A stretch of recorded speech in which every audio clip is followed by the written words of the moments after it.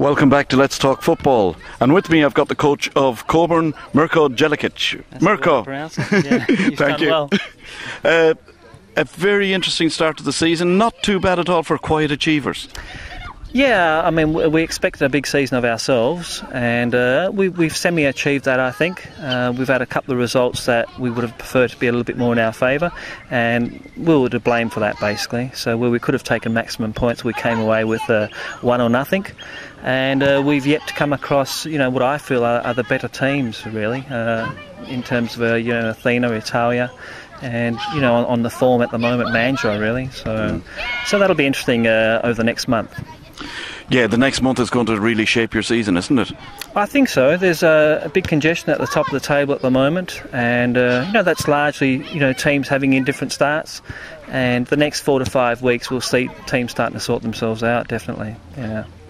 You picked up a win last week against Sorrento, a 4-3 match, but you weren't very happy, were you? No. I mean, looking at our team, even the last time I was here in 2003, and I followed their results while I was overseas, the thing with Cockburn is they concede too many easy goals, and, you see too often results like that, or they've won 5-3, or they've won 4-1, or 3-2. So our aim this year was really to try and tighten up defensively. So it's a bit disappointing, as I said, when you concede 3. I don't think good teams should concede 3, and more often than not you won't win a game conceding 3. So from that perspective, it's disappointing. The loss of Shane Nunes over to Melbourne, has that really impacted on the club?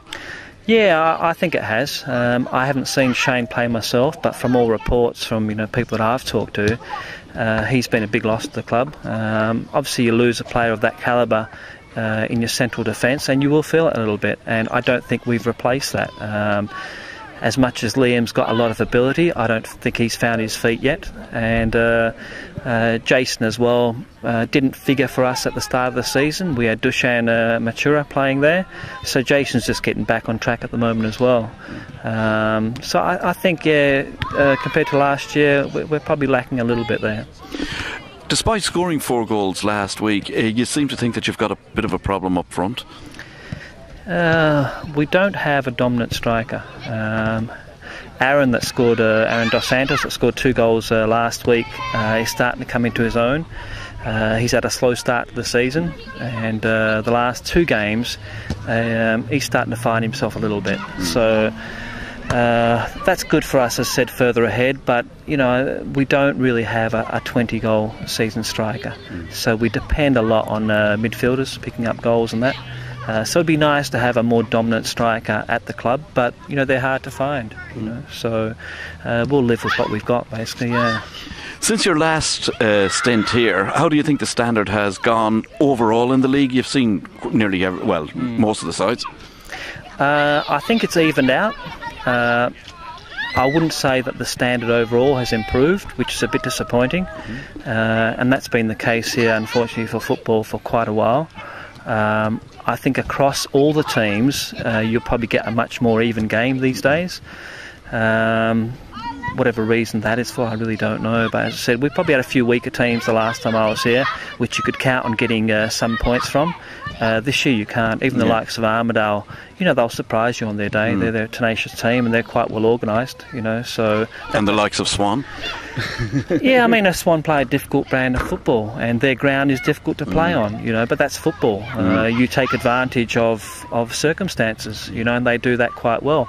And at the end of the day, if you've got a lot of teams and players that are travelling around of the same technical ability, tenacity will count for a lot. And they're tenacious, So Mandra is the same, Armidale is the same.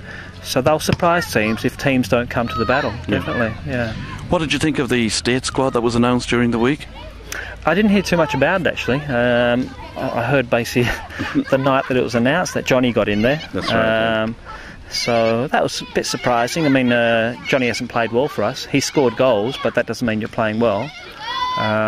He's always going to be that sort of a player. I've asked him who else is in the squad, and there's quite a reasonable sort of a mix there.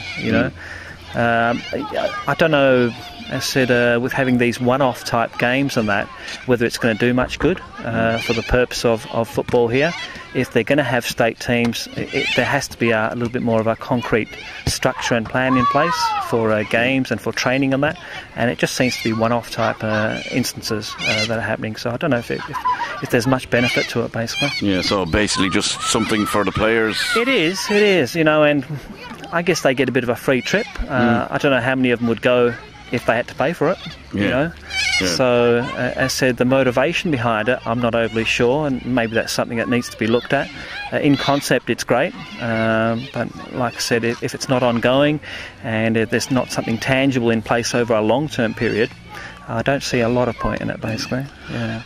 Okay, Mirko, just to finish off, just a realistic aim for this season. We'd like to think that we can win it, and we've approached the season that way right from the start. In terms of squad capacity, we probably lack a little bit compared to some teams, but that doesn't mean you can't come over the top of teams. So you just got to find different avenues to do that. So I think we're capable. It'll come down to how well we hold our composure together, our consistency and our endeavour. So. Over the last couple of weeks, actually, there has been a couple of imports into the State League. We had Perth bringing in a Scottish guy and talk of a Bolivian, and also Sterling with the ex-Manchester United player.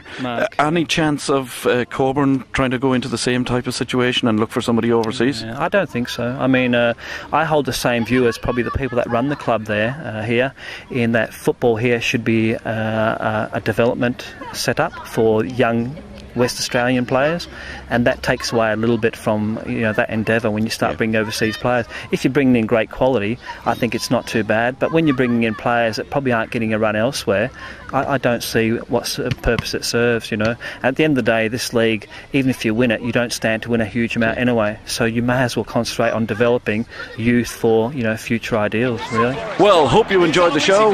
That's it for this week. See you next week.